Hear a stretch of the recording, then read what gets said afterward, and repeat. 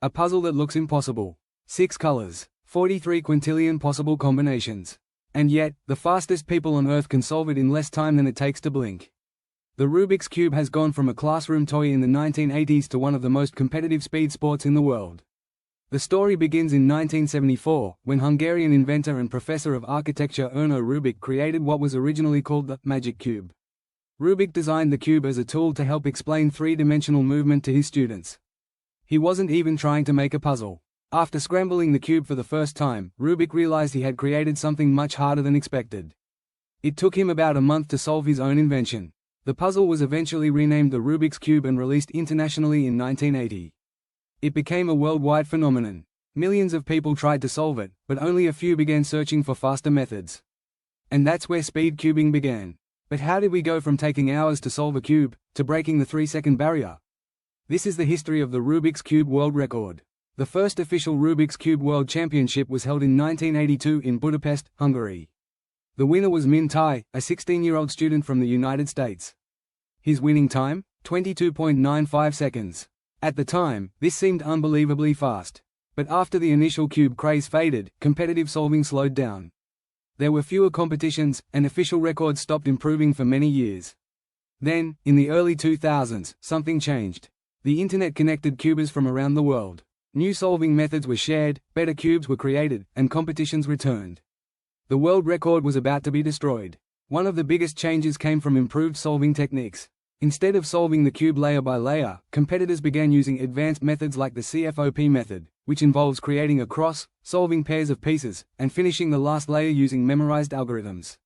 Modern speedcubers don't think about every move individually. They recognize patterns instantly. At the same time, cube technology improved. Old Rubik's cubes were stiff and slow.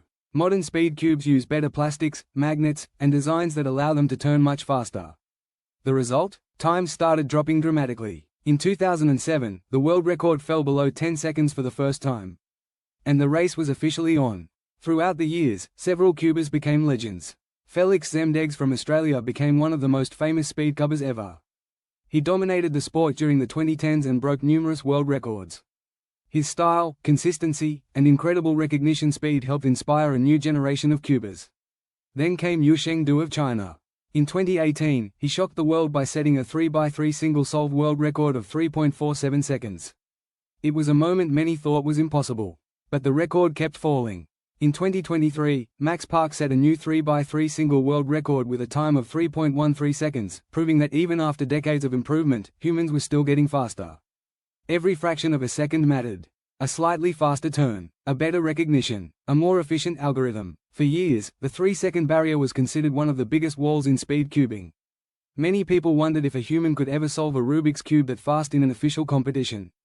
Then, in 2026, that barrier was finally broken. Theodor Zeta shocked the cubing world with a solve of 2.76 seconds, becoming the first person to officially record a sub-3-second 3x3 solve. At this level, every tiny advantage matters. A faster inspection, a better first move, more efficient algorithms. Even the smallest improvement can decide a world record. The future of speed cubing is no longer about reaching 3 seconds. Now the question is, can someone break the 2-second barrier? From a simple invention in Hungary to a worldwide competitive sport, the Rubik's Cube has changed dramatically. The first World Championship winning time was over 22 seconds. Today, the best cubers in the world are solving the same puzzle in under 3 seconds. The cube hasn't become easier. The people solving it have become faster. With new techniques, better cubes, and younger generations pushing the limits, the world record will keep falling.